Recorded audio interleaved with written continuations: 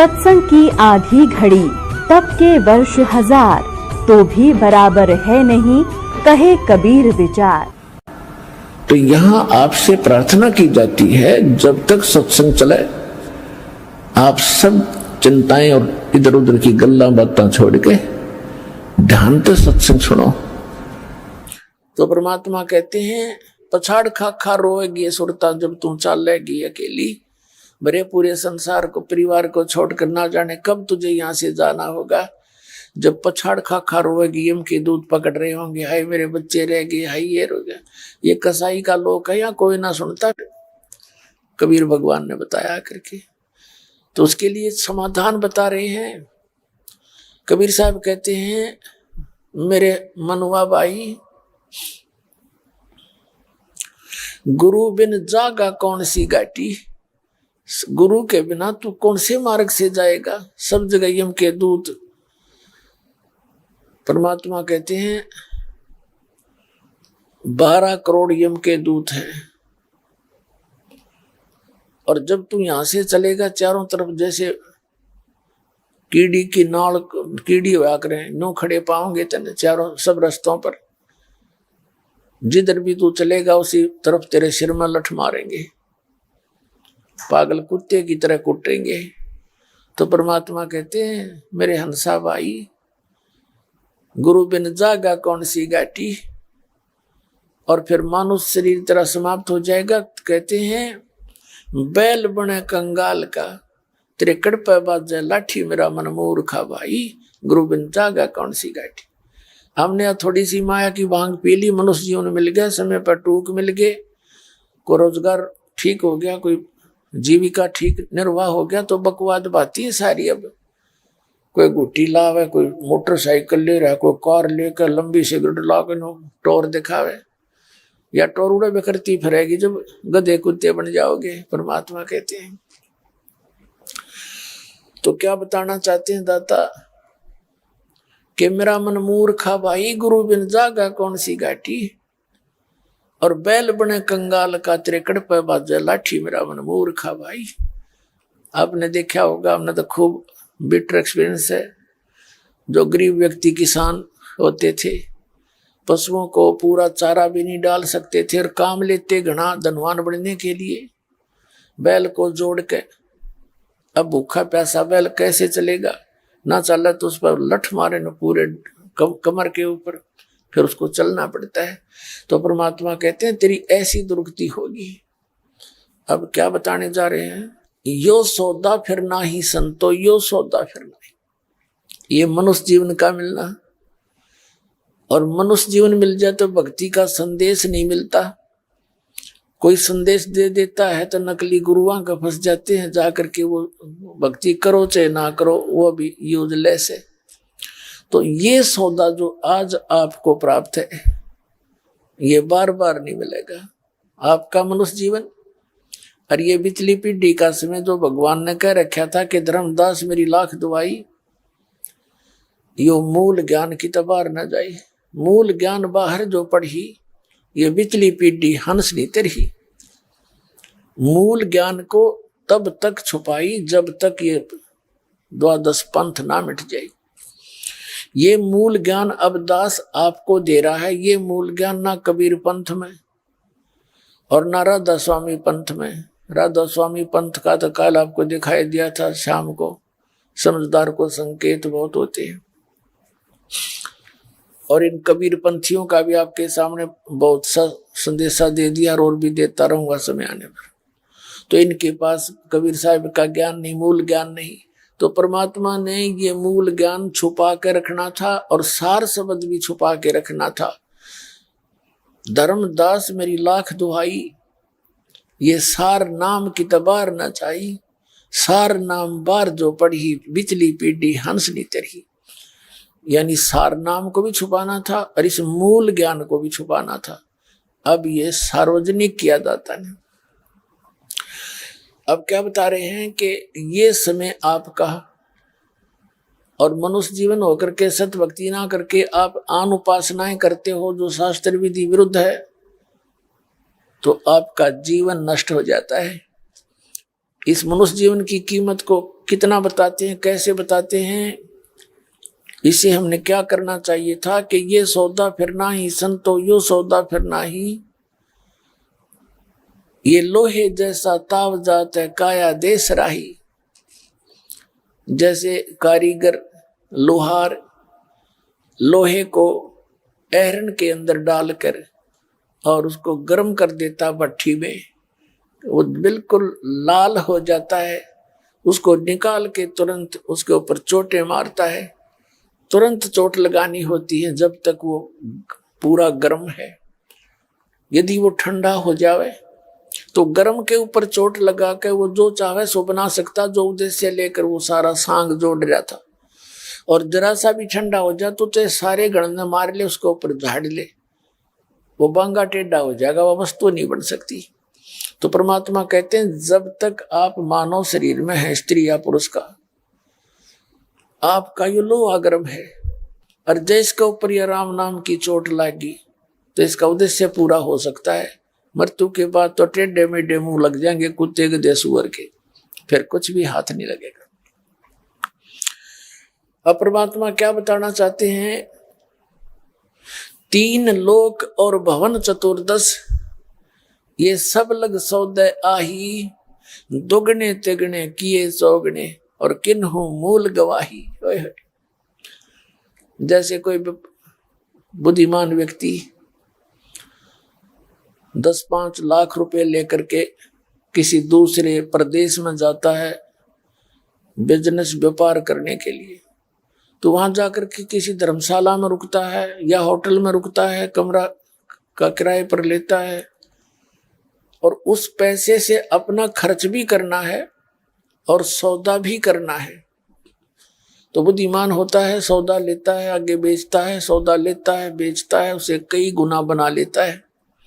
और दूसरा व्यक्ति वहां होटल में उसी पैसे को जो लेकर गया था मूल धन, उसी में से खाना खा रहा है, उसी में से सिनेमा देख रहा है, उसी में से घुट्टी लगा रहा है, शराब पी रहा है और सो जाता है। वो जिस उद्देश्य से गया था उसको भूल चुका है, तो वो कंगाल हो जाएगा। और जिस उद्देश्य को लेकर गया उसके ऊपर कार्यरत है तो वो सफल होगा। तो यहाँ बताते हैं दुगने तिगने किए चौगने, और किन्हु मूल गवाही। अमूल धन का नाश तो वो कर रहा है जो इस पूंजी का प्रयोग दुरुपयोग कर रहा है खाने पीने और सिनेमा देखने और सो जाने में, और सदुपयोग वो कर रहा है जो सौदा कर रहा है जो जिस उद्देश्य से हो गया था। तो पुण्यात्मा जो भक्ति नहीं करते और भक्ति करते हैं नकली गुरुओं के पास, गलत साधना कर रहे हैं, वो दोनों व्यर्थ है।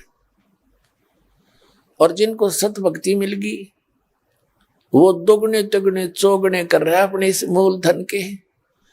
तो पुण्यात्मा जो व्यक्ति उद्देश्य जो लेकर गया था बिजनेस करने के लिए, बिजनेस ना करके वो खा पी के हाथ झाड़ के पल्ला झाड़ के आ गया, फिर वो कंगाल बन गया और फिर वो मजदूर लगेगा किसी के, और जो दुगने तिगने चौगने कर लिया वो सेठ हो गया। तो हमने भक्ति का सेठ बनना है, तो उसका तरीका यहाँ परमात्मा बता रहे हैं। तीन लोक और भवन चतुर्दश सब जग सौदे आही, भाई दुगने तिगने किए चौगने किन्हु मूल गवाही। आप जी उन पुण्यात्माओं में से हो जो दुगने तिगने चौगने इस श्वास रूपी जो मूल धन आपको प्राप्त हुआ है मनुष्य जीवन का, ये बहुत कीमती है, बेस कीमती है। कबीर साहब कहते हैं, कहता हूं कई जात हूं, कहूं बजा के ढोल, और श्वास जो खाली जाते है यूं तीन लोग का मोल। एक श्वास मनुष्य जीवन का, तीन लोग की कीमत भी इसके आगे कुछ भी नहीं है।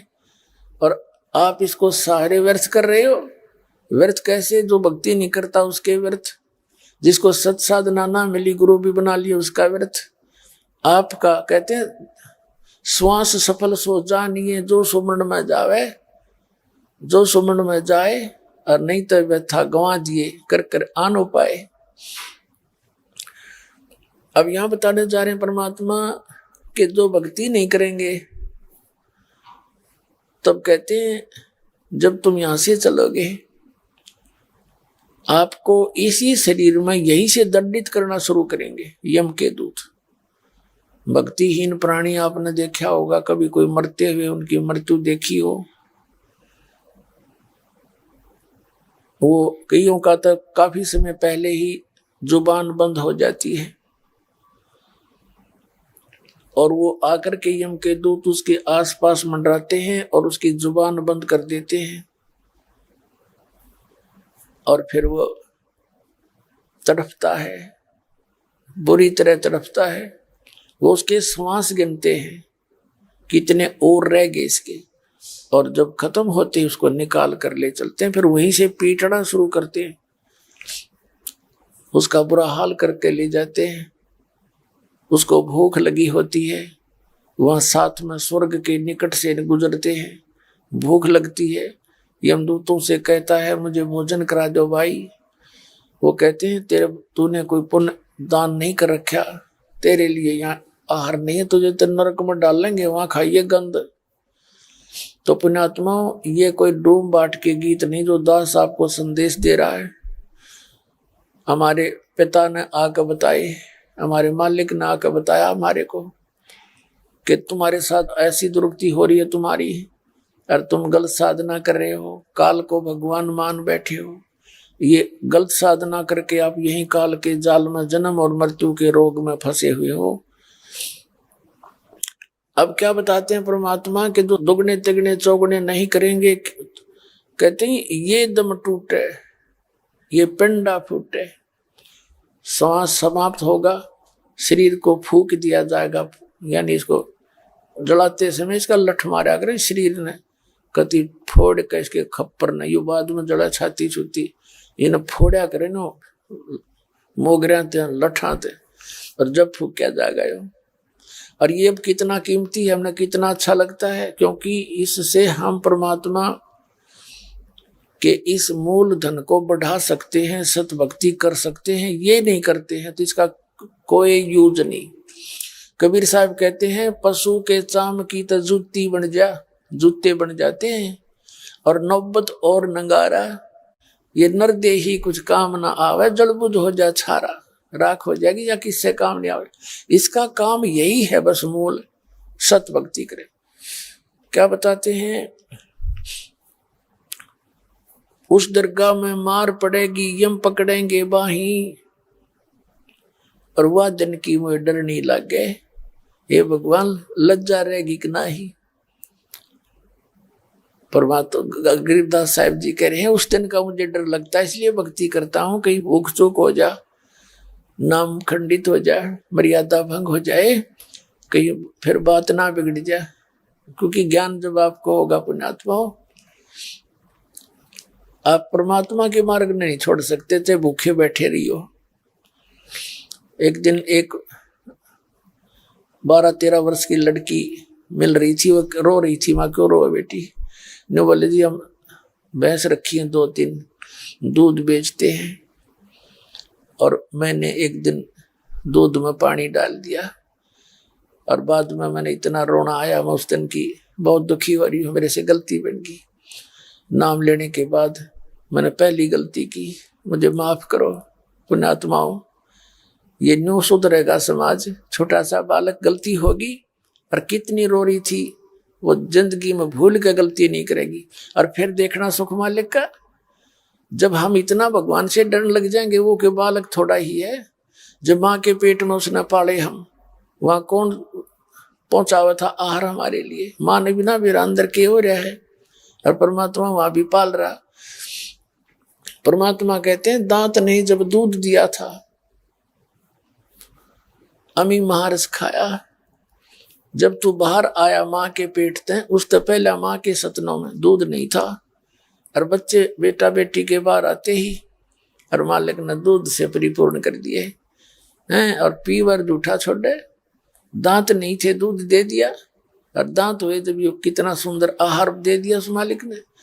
तो परमात्मा कहते हैं वो दूर नहीं है तुमसे, पर तुम अपनी चतुरता से परमात्मा के विधान को तोड़कर धनी बनना चाहते हो, कभी नहीं हो सकेगा, कभी नहीं बन पाओगे, बल्कि पाप इकट्ठे कर लोगे। अब प्रसंग चल रहा है कि नर नारायण देह पाके तो फिर 84 जाही। अरे बोले आत्मा, ये नर नारायण मनुष्य, परमात्मा ने मनुष्य का शरीर अपने जैसा दिया है, नर नारायण रूप है, तू ना जाने दे। तो इसको सिंपल चीज ना जाने, ये परमात्मा ने अपना स्वरूप दिया। जैसे आपने कई बार आपको दिखा है पवित्र बाइबल के अंदर उत्पत्ति ग्रंथ में और 26 नंबर श्लोक में लिखा है कि परमात्मा ने मनुष्य उत्पन्न किए। मनुष्यों को परमात्मा ने अपने जैसा, अपने रूप के, अपने स्वरूप जैसा, अपने जैसा बनाया और नर नारी करके उनकी सृष्टि की। और आपने ये वेदों में आपको प्रमाणित किया कि भगवान वहां नर जैसा है और जीवात्मा भी, यहाँ परमात्मा ने मनुष्य भी अपने ही जैसे बनाए। तो कहते नर नारायण दे पाके, आप एक मनुष्य शरीर को छोड़कर अन्य जीवों को देखो, वो कैसी रह रहे हैं, कितने कष्ट उठा रहे हैं। और नर नारायण दे पाके तू फिर 84 जाई। अरे बोली आत्मा, इतने सुंदर शरीर को पाके फिर तू साधना ना करके फिर उन्हीं कष्टों को उठाने के लिए तैयारी पकड़ रहा है। फिर कहते हैं जा सतगुरु की मैं बलिहारी, जो जामन मरण मिटाई। कहते हैं जा सतगुरु की, उस संत की मैं बलिहारी जाऊं जो जन्म और मृत्यु के इस रोग का नाश करवा दे। तो पुण्यात्मा, आपको कब विश्वास होगा वो तो समय बताएगा, लेकिन पूरे विश्व में जो मूल ज्ञान और पूर्ण समाधान इस भक्ति का इस दास के पास है, इस विश्व में नहीं है।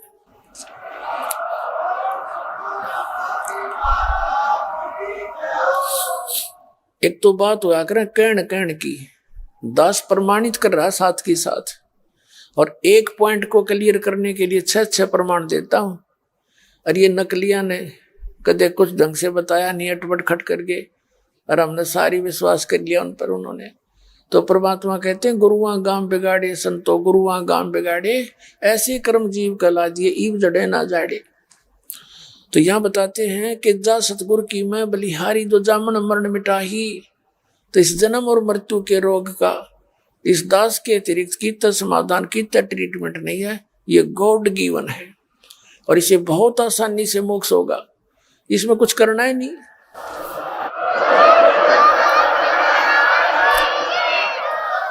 इसमें कुछ नहीं करना जो ऐसा जो हम ना कर सकते। जैसे कल बताया था कि कोई तो खड़ा होकर तब करता है, कोई नंगे पैर हंडता है, कोई मुंह पर पट्टी बांध ली, झाड़ू सा ले लिया, जीव हिंसा नहीं करते। ये चल अच्छी बात है, जीव हिंसा ना होती, लेकिन बाकी जो काम करना था वो तो ना हो रहा आपका। तो इस नाम के बिना, सतनाम और सार नाम के बिना, इस कंप्लीट कोर्स के बिना ये जन्म मरण का रोग नहीं कट सकता जो दास को प्राप्त हुआ, परमात्मा ने दिया है। कंप्लीट कोर्स है यो, और आपको प्रमाणित करके दिखाता रहता हूं समय से। अब इसमें क्या बताया है कि जा सतगुरु की मैं बलिहारी, जो जन्म मरण मिटाई। छोटे मोटे पुण्य धर्म करोगे उसका लाभ तो आपको मिलता ही रहेगा, स्वर्ग में खा लोगे, राजा बनकर अपना समय बर्बाद कर जाओगे और फिर 84 लाख योनियों में। अब क्या बताते हैं कि ये दम टूटे पिंडा फूटे, हो लेखा दरगाह माही, उस दरगाह में मार पड़ेगी, जम पकड़ेंगे बाही।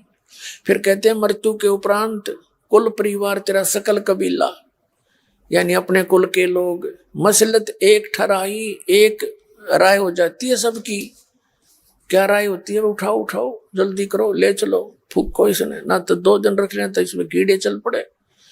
कुल परिवार तेरा सकल कबीला, मसलत एक ठराई, बांध पिंजड़ी आग धर लिया, फिर मरगट को ले जाई। अग्नि लगा दिया जद लंबा फूक दिया उस ठाही। और कहते हैं पुराण उठा फिर पंडित आए, पाछे गरुड़ पढ़ाई। अब वो शरीर भी फूक दिया, खत्म कर दिया, जीव चला गया जहां उसने जाना था। वो अपने कर्मों के अकाउंट कराने के लिए लाइन में खड़ा है, और पीछे नो के गुरु जी आगे पुराण उठा के नो कहता है गुरुड़ का पुराण कराओ, गुरुड़ पुराण का पाठ कराओ। किस लिए? उसकी गति हो जाएगी। कबीर परमात्मा कहा करते थे कि गुरुड़ पुराण का पाठ अब कराने से उसकी गति नहीं हो सकती, क्योंकि सदग्रंथों में वो ज्ञान है कि मनुष्य जीवन प्राप्त करके कौन से कर्म करने चाहिए और कौन से ना करने चाहिए। अब वो तो गदाबंद की सीरीज में खड़ा है और यहाँ गरुड़ पुराण पढ़ने लग रहे तुम। ये गरुड़ पुराण पहले पढ़ाना चाहिए था उसने, ताकि बुरे कर्मों से बचता, अच्छे कर्म करता। इस पुराण में ई पढ़ाओ हो, एक आदमी को ऐसा था, उसने ऐसे कर्म करता था, उसकी आंख फूट गई। एक व्यक्ति ऐसे पाप करता था, उसके एक हाथ कट गया। एक ऐसे पाप करता था, उसका बेटा मर गया। परमात्मा कहते ये पहले पढ़ाना था उसको, ये मरे पाछे पढ़ाए जाओ, वो तो लिया जो होना था उसका। अब आगे क्या बताते हैं, नर से तीतू पशुआ की जय गद्दा बैल बनाई, ये 56 भोग कहाँ मन भोरे कि तो कुर्डी चरने जाई। होय होय, अनमोल जीवन नाश कर दिया। अब क्या दुर्गति प्रारंभ होगी आपकी कि मनुष्य से तू फिर गधा और बैल बनेगा, और ये 56 भोग कहाँ मन भोरे। ये सुंदर आहार आप देखना, जब प्यास लगती है जल पी लेते हो, भूख लगती है खाना खा लेते हो, कभी हलवा खीर पूरी सारी सुविधा उपलब्ध है आपको। और एक भक्ति ना करने से जो इसका मूल उद्देश्य था मनुष्य जीवन का, उसके बाद बताते नर से तीतू पशुआ की जय गद्दा बैल बनाई, ये 56 भोग कहाँ मन भोरेगी तो कुर्डी चरने जाई। पुणात्मा, जिस दिन आपका ये परमात्मा की वाणी खटकन लग जाएंगी कलेजे में, उस दिन समझ लेना आप भगत बन गए। लेकिन भगत तो जिस दिन नाम ले लिया उस आ तो गए पंक्ति में, उस क्लास में प्रवेश हो गया आपका। अब भगत हम बढ़ावाएंगे ऐसे रेग मार मार मार का आपको ये ज्ञान सुना सुना के। अब जितना अंतःकरण का पाप हटता चला जाएगा, पाप कर्म छटते चले जाएंगे, उतनी ही ये सब बातें आपको स्वीकार्य होने लग जाएंगी। प्रथम बार तो ऐसे मन अटपट करता रहता है, लेकिन यहाँ अटपट न गुंजाइश छोड़ो को ना, क्योंकि परमात्मा का ज्ञान इतना गजब का है। परमात्मा कहती है 56 भोग कहाँ मन भोरे। देख कैसे रोते फिरते हमारे भगवान, हमारे परमात्मा हमारे लिए। जैसे किसी का बालक नशा कर रहा हो, लड़का, और बुरा हाल कर रखा उसने, घर का भी सत्यानाश कर दिया, पैसे बर्बाद कर रहा है, तो माता पिता रोते हैं, बेटा ये अच्छा काम को नहीं, इसमें तो बड़े बड़े लुट गए, बड़े बड़े व्यक्तियों के नाश हो गए, पैसे वालों का जुल्म नाश हो गया, जो शराब पीते हैं, इस बुराई ने छोड़ दे मेरा बेटा। वो मानने ना मानने, क्योंकि उसका नशा हुआ पड़ा है, तो वो होता है सत्य ही। तो वो भगवान हमारे लिए न्यों रोता फिरता है, हमारे लिए बता रहा है कि सुखदेव ने 84 भुगती बना पजावे खरवो, तेरी क्या बुनियाद पुरानी तू पेंडा पंथ पकड़वो। सुखदेव जैसे मैं ऋषि ने भी 84 लाख योनियों का को भोगना पड़ा। जो साधना तुम कर रहे हो, जिसको तुम भगवान मान के, जिनको तुम देवता मान कर, जिन मंत्रों के तुम जाप करते हो, वही सुखदेव जैसे ऋषि किया करते थे। और सुखदेव जैसे ऋषि भी गधे बने। और तेरी क्या बुनियाद पुरानी तू पेंडा पंथ पकड़े, तू वो रास्ता पकड़े जिससे जन्म मरण मिटे। श्रीमद् भगवद गीता अध्याय नंबर 15 के श्लोक नंबर 4 में कहा कि तत्वदर्शी संत की प्राप्ति के उपरांत परमेश्वर के उस परम पद की खोज करनी चाहिए, जहाँ जाने के बाद साधक फिर लौटकर संसार में कभी नहीं आते। और गीता ज्ञान दाता अपनी स्थिति बताता दूसरे अध्याय के 12वें श्लोक में, चौथे अध्याय के 5 और 9 श्लोक में, 10वें अध्याय के दूसरे श्लोक में, अर्जुन तेरे और मेरे बहुत जन्म हो चुके हैं और तो नहीं जानता मैं जानता हूँ। तो पुण्यात्मा, हम श्री कृष्ण ने सुप्रीम पावर मान रहे थे, जबकि ये गीता ज्ञानदाता ब्रह्म है जो श्री कृष्ण में बोल रहा था। और ये जो थोड़ा सा ज्यादा चतुर समझते थे अपने आप को, वो कहते थे ब्रह्म साधना ही सर्वश्रेष्ठ है। ब्रह्म कहता है उस परमात्मा की भक्ति करो, कोई और भगवान है उसके लिए तत्वदर्शी संत बताओगे, उनकी शरण में जाओ। तो वो तत्वदर्शी संत आपको मिल गया, ये दास बैठे, मानियो चाहे कोई ना मानियो। और आपको मनुष्य जन्म अरिया बिचली पीढ़ी पुण्यात्माओं, धन्य आपके माता पिता जिनसे जन्म हुआ। आप जैसा पुण्यकर्मी प्राणी विश्व में नहीं है जिनको यू नाम मिल गया और ये बरवाला स्थान मिल गया, ये सत्कर्म मान लेना। भाई जो गुरु बचन पे डट गे रकट गे फंद 84 के, कट गे फंद 84 के, रकट गे फंद 84 के। भाई जो गुरु बचन पे डट गे रकट गे फंद 84 के। वस्तु मिली ठोर की ठोर, मिट गई मन पापी की दौड़।